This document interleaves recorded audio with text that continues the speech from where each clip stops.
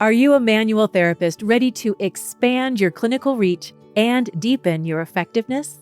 Upledger CranioSacral Therapy addresses deep restrictions, supports neurological and fascial systems, and enhances whole body function by working with the body's natural healing processes. For over 40 years, Upledger Institute International has led the field of craniosacral therapy, offering an approach that integrates seamlessly into any manual therapy practice and supports common to complex and chronic conditions. Find a class near you at upledger.com/courses or call 800-233-5880 extension 2 and begin your craniosacral therapy training for as little as $100 a month. As a massage therapist, flexibility means more than choosing your days off. It means opportunities to work when it makes sense for your life. Hand and Stone Massage and Facial Spa helps therapists build books that complement their lives, with variable schedules, a built-in member base, and a national footprint. Hand and Stone offers you a model designed to meet therapists where they are and help them get where they want to go. Learn more at handandstonecareers.com.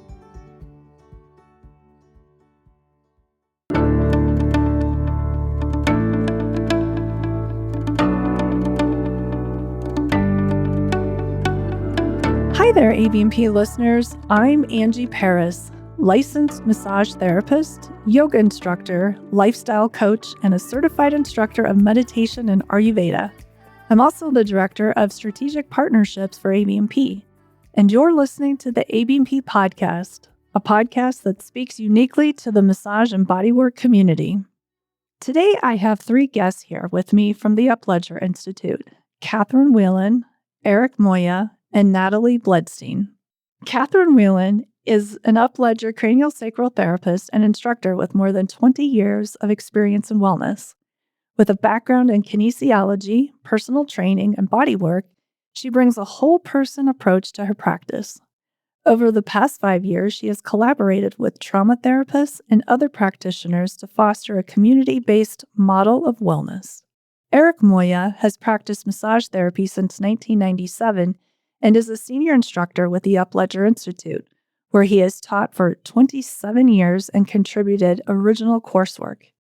He holds a master's degree in mental health and has extensive training in craniosacral therapy, mindfulness, meditation, and trauma-informed care. Eric has developed an integrated body-mind-spirit clinical approach and is currently pursuing a Ph.D. in clinical psychology. Natalie Bledstein is an occupational therapist with more than 30 years of experience and the owner of a private practice in Wisconsin, serving clients from infancy through older adulthood. She specializes in holistic, whole-person approach and holds advanced certifications in sensory integration, craniosacral therapy, and somatic experiencing. Natalie also teaches continuing education for the Upledger Institute and mentors fellow practitioners. Well, thanks for joining me, Catherine, Natalie, and Eric. I'm so excited to have this conversation with you today. So let's just first begin by kind of laying the groundwork here, just to help our listeners understand what's the difference between trauma-informed and then doing trauma-specific services. Thanks, Angie, for having us. We're really excited to be here today. And so the difference between trauma-informed and trauma-specific services. So trauma-informed can apply to a person in their practice, a therapist. It can also apply to teachers and different professions, and it can apply to the whole organization. So it's starting to be able to understand how trauma has an effect on people all throughout our world, and being able to set up the practices of your office, your business, to be able to minimize re-traumatization. So that's our biggest goal in being trauma-informed, is to minimize re-traumatization. And so to be aware, to be a resource, to be knowledgeable.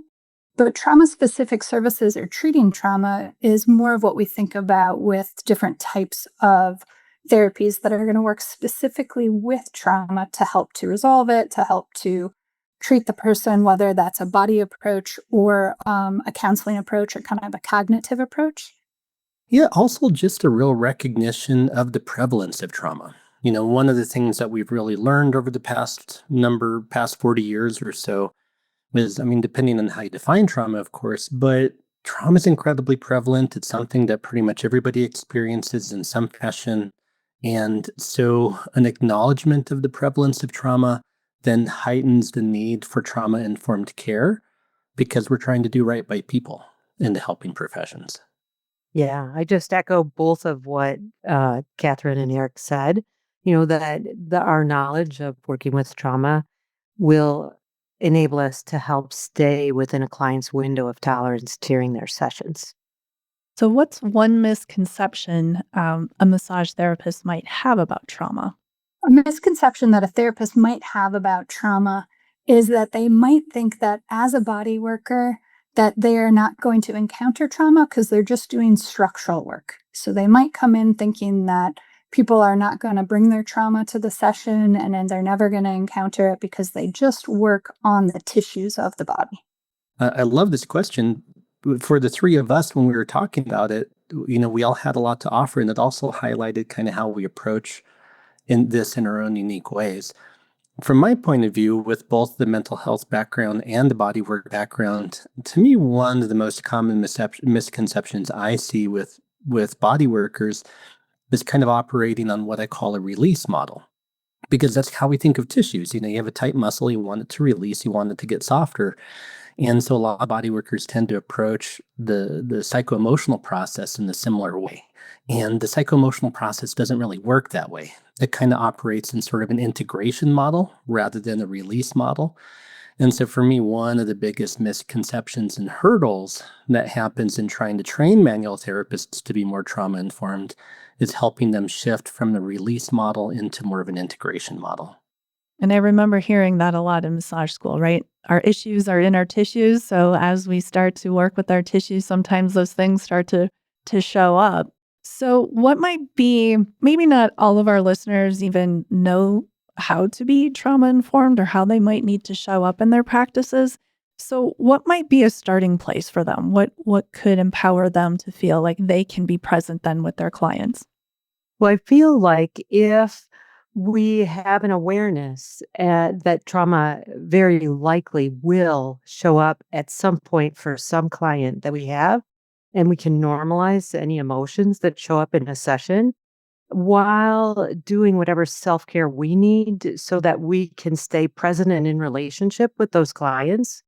We can do that through our grounding, or there's a wide variety of self-cares we can go into later if needed. But I think that my understanding of trauma as that it has a sense of isolation around it. So just our therapeutic relationship being in connection with our client will make a big difference for them. So what would be, what's the first place that we could start to help our clients as trauma starts to show up on the table? I think the first place would even before they get to the table. So making sure that our information for clients, when they're coming into the office, they have enough information to not feel, that kind of scared or anxious. You come into a new place, really working with our paperwork and being informed in being able to get consent in a way that gives them enough information to give good consent, and continually kind of working with that consent throughout. So letting clients know where you're going to touch, how you're going to touch. I'm just going to tell a story of a client I have that I'm currently working with. So over a year ago now, she had a significant dog bite injury where it's called a devouring wound, where the dog actually took a chunk of flesh from her arm. So ongoing nerve damage, ongoing pain, but also a trigger that opened the door to all kinds of past history of trauma in her young adult and childhood life. So then, it kind of snowballs, right? We have not just a physical injury, but also flashbacks and yikes, all this younger childhood stuff showing up. An excellent time to partner with a trauma therapist. And she is seeing a skilled trauma therapist working through the layers of that in a very systematic way with their expertise while combining it with routine craniosacral therapy with me, which she finds that combination to be optimal toward, achieving some integration, as Eric would say, right? We can't make this not happen to her, but she's come very, very far, and we're, continuing in that path. So that might be a helpful way, but then you can also look at someone, I guess I could maybe go on and on, but we can look at someone who has something like a lower level of stressors, because something new that's coming up in my practice is just the realization of how much the impact of ongoing excessive daily life stressors, if someone's playing multiple roles, and then they might not have any particular shock trauma that happened to them, but just the level of daily life stressors the body is interpreting and having a trauma response at a cellular level. And so while the body work we do can be super beneficial, there's also no harm in saying, hey, maybe some counseling would also be a layer that could be helpful. I really think we partner well with mental health therapists in a variety of ways. I really love the team approach and the collaborative approach that you're talking about, Natalie. Earlier you had used the term window of tolerance, and that's such an important term when it comes to trauma work. I just wanted to kind of cue it up, if you wouldn't mind just kind of describing what window of tolerance is. So when we're talking about someone's window of tolerance, it is the nervous system state where they are available to, cognitively, emotionally available to interact with their own process. We don't lose them. They're not overstimulated, not, in dissociation, but they're able to stay in relationship with you, the therapist, whoever's in the room, and with whatever their process is on the table. In our case, as body workers on the table. So that is a functional place for them to be, to work toward that integration of their experience. Going outside of that window of tolerance into dissociation or some kind of not present is really not helpful therapeutically. So that could look like re-traumatization. It could look like dissociation. So as far as like immediate skills, basically, whenever as body workers we have someone on the table, we want them to be in the room with us. And so if something happens where we talk to them and they can't really respond to us back, or it feels like they're not really there, then that's the time that we should start kind of engaging a process of helping them come back into the room. And from a window of tolerance point of view, if they're not in the room, they're outside that window of tolerance, and we're trying to help someone come back into the room, come back into that window of tolerance. So one of my big messages to body workers is we should be checking in with our clients regularly. That if there's any doubt at all in the session about what might be occurring, check in with your client. How are you doing? What's going on? That client should be able to respond back to us. They should be able to identify what's going on. If there are any difficulties with that, then it's more just a process of being a little insistent and just continue talking with the person until they're back home with us. Yeah, and I can add to that, Eric, because I 100% agree with you. And in the case with my story with my client, I was newer as a practitioner to providing what in the craniosacral world we call somato-emotional release support. And I had a client who was new to me, and she went deep into a long story of her lifetime of trauma. And I attempted to interrupt occasionally and just check in with her, her body, and bring her attention also to her body and us in the room. But I didn't try hard enough to slow down her story to a pace that was right for her. So by the end of that session, we have a time frame for our sessions. By the end, she was definitely in overwhelm, actually quite upset with me, the therapist, that I allowed her to go into that place. And so, as Eric said, we can feel very comfortable being a little insistent with checking in with them and slowing the process down. They don't need to try to do everything in session one. How did you navigate that situation then afterwards? Well, fortunately, we had follow-up sessions scheduled. I checked in with what would help them feel comfortable in our follow-up session. They indicated they wanted to do no talking, and I'm like, I'm good with that. But then in the follow-up, they actually began to talk again and share more again. And then I stopped them right there and I just said, wait. Are you sure? Are you comfortable? Can we? And we definitely slowed it down, and we only did a little piece that next time. And then I went and got some more education as well. My clients are my best teachers. So 100%. I couldn't agree more. And it's so scary to make those mistakes because that's not what any of our intentions are. And it can feel really shaky and vulnerable, but those are truly the moments that teach us the most and makes us so much better the next time going in. Was there anything in particular when you were seeking more education around it that made a shift for you? Like, what was a turning point for you that made you feel maybe a little bit more comfortable with it? really, it was this very work that we're talking about now, just understanding at a deeper level current trauma theory and best practices in supporting people through working through these kind of memories. Really, it's that very thing. There's a wide variety of resources to do that. Yeah, and I think that having similar experiences to Natalie, I think that was one piece why getting Natalie and Eric and I together to be able to kind of remember what it was like to be a new therapist. And if you're a good new therapist and somebody really trusts you, right, they might fall into that old pattern of trauma, which can often be too much too fast. So they might go right into that story, and you're into the story without any new resources. Like Eric was talking about having the integration ability, right? Having something to ground them, to have that resource.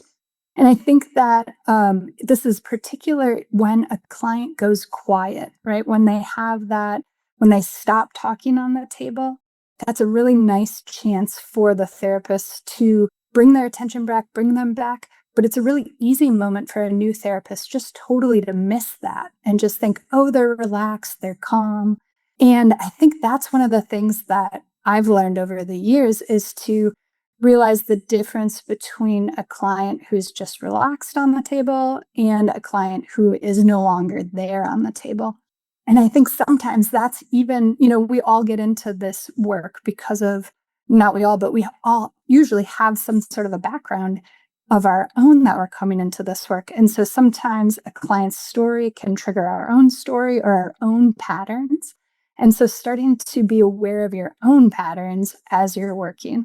And for us, that's always been really important to get our own work done, whether that's having regular counseling sessions, that's getting a lot of craniosacral therapy, but just the more we get our own work, the more that we increase our capacity to be able to hold whatever a client might bring. Yeah, there's a lot of wisdom in the old adage of know thyself, right? And that's what our own personal therapy is for. One thing that I really wanted to highlight, kind of stemming off of your question of like hierarchy of trauma or different types of trauma, and Natalie kind of making this distinction between shock trauma and like the daily life stressors. That's something that to me is very contemporary in today's world. Independent of a person's political orientation, the world tends to be a bit stressful right now. And so it's very much a part of an awful lot of my clients to be really upset and kind of distressed about what's going on in the world, again, regardless of their political affiliation. And so they're bringing that stress in, and the impact and the effect of that is a cumulative trauma. It's kind of like death by 1,000 cuts rather than a major event.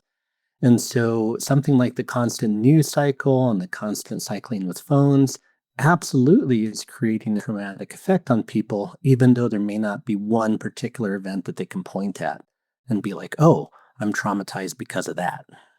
Let's take a short break to hear a word from our sponsors. Elevate your bodywork career with Anatomy Train's Structural Integration Certification, ATSI. Discover how to map the pattern and shape the change through inspiring lectures, hands-on body reading, and practical techniques you can use in your practice right away. Join us for ATSI Maine 2026 to 2027, where Tom Myers will personally kick off this transformative professional training. Learn more at anatomytrains.com/ATSI. Let's get back to our conversation.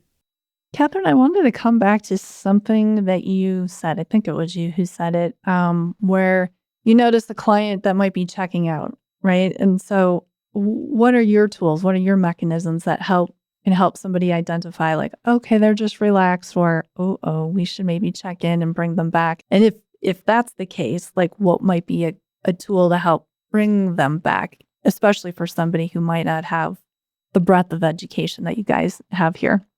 Yeah, so I think that starting for me, what it helped was to feel what disassociation or dissociation feels like in the room.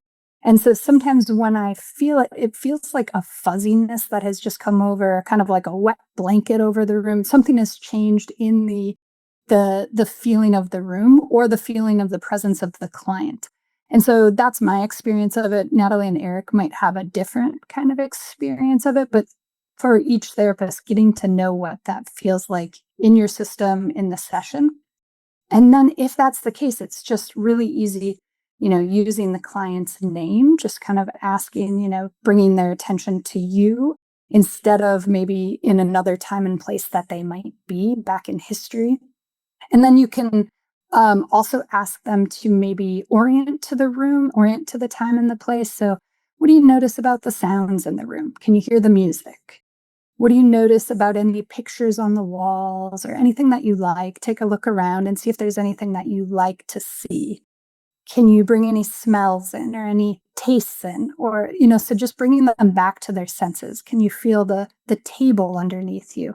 Getting them back really in their body is just an easy way for anybody of any skill level to bring them back if they feel like maybe the client isn't there. I do agree with Catherine about that there's a shift in the energy or presence in the room, like a little bit that, I was here with you and now all of a sudden I'm feeling alone in the room. That might be another way. But I also think these kind of energetic changes might be a little challenging for a new therapist to pick up on, at least me when I was new. So other cues could be what was happening right before that. So what were they talking about? What was on their intake form? Did we only go into relaxation and then sort of this kind of empty space? Or was there a conversation around this?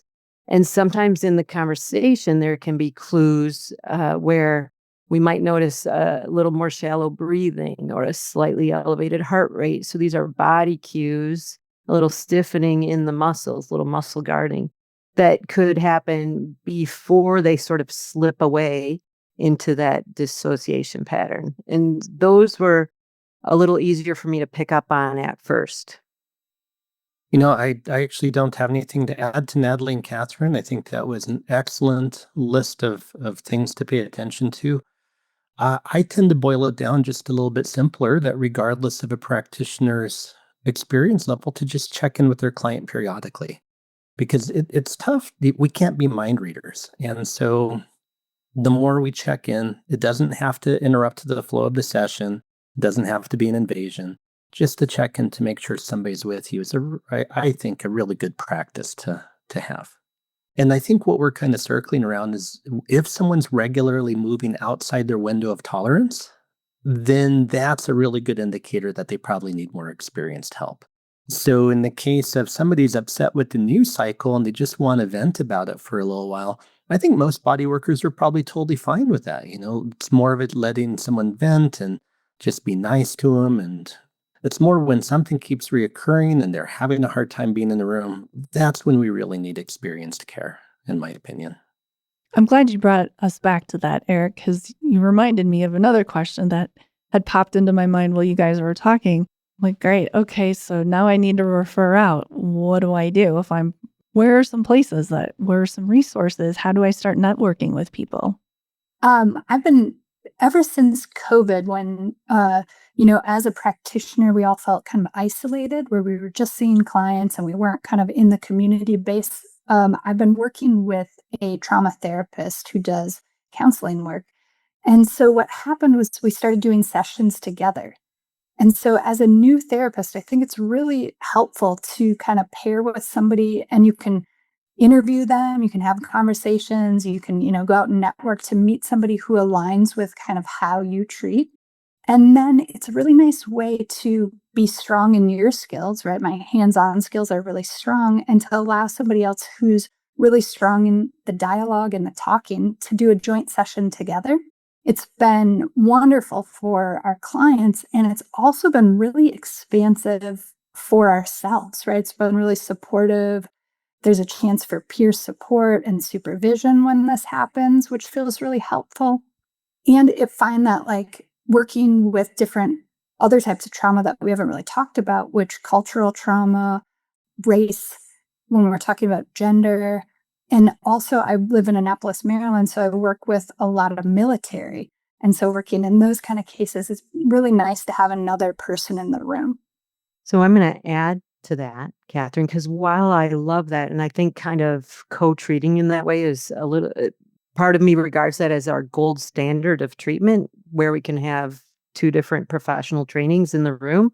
That hasn't been something that I have been able to do yet on a regular basis, at least. So what I tend to do is I try to learn who are the professionals in my geographic area, and I set up a time to meet with them and just have a conversation. It can be brief. It might even be a phone call, or sometimes we meet in person.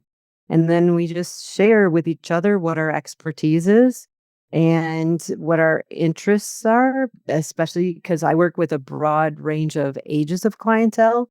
So I admit, keep my ear out for people who work with children because they can be hard to find in our area. But then I have a list that we keep for our clinic where it's like these are referrals we can make.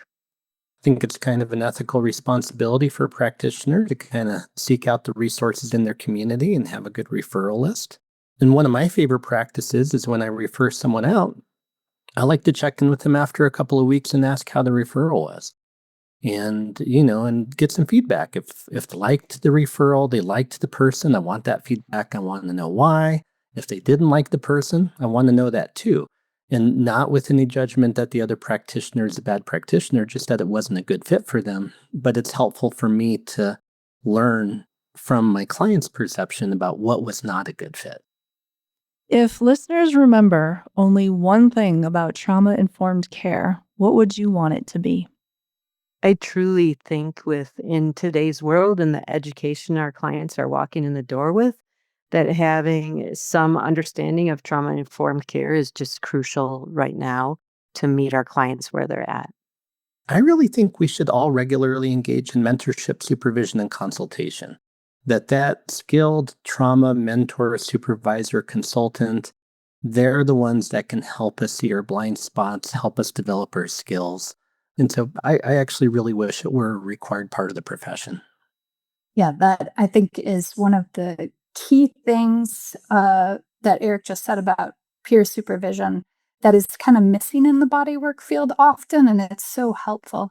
I think that my takeaway really would be that if you learn to be trauma-informed, right, it also increases your resources as a therapist. So I think it really become a better therapist just by expanding your knowledge of trauma, expanding your knowledge of kind of what to do in the moment.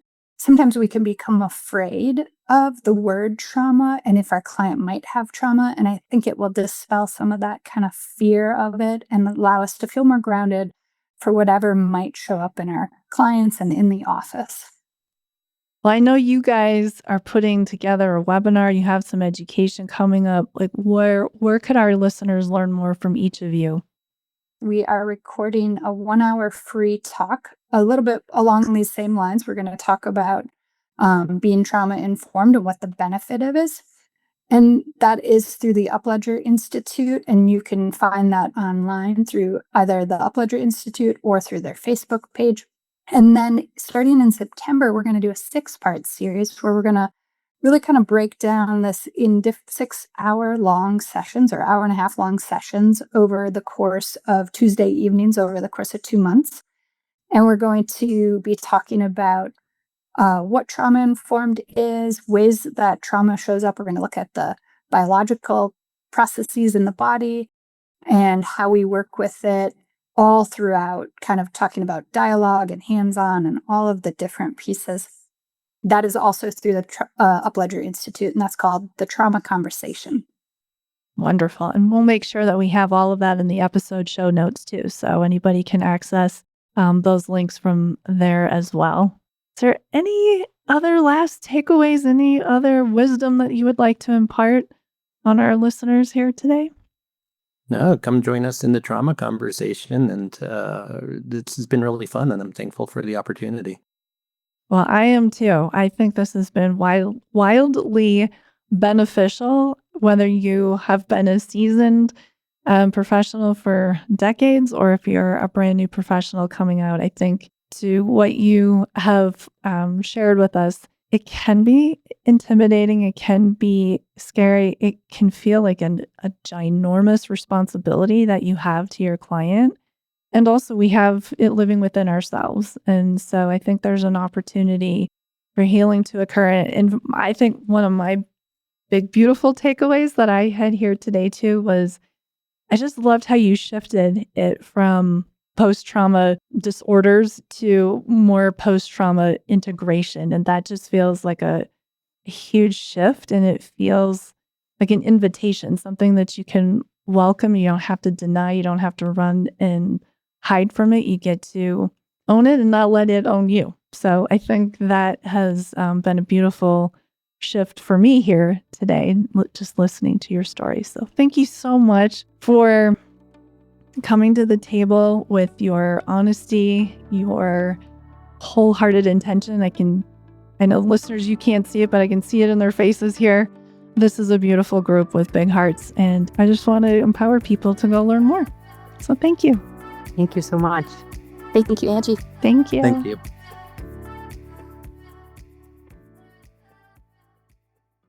Precision Neuromuscular Therapy has been teaching high-quality seminars for over 20 years across the country. Founded by Doug Nelson, PNMT uses problem-solving skills and precise treatment options to get powerful results for your clients. PNMT seminars focus on honing your assessment and palpation skills to precisely target the source of your client's pain while understanding the why behind the what. Meet us in a hands-on seminar or online in the PNMT portal, and let us join you on your learning journey. Learn more at pnmt.org.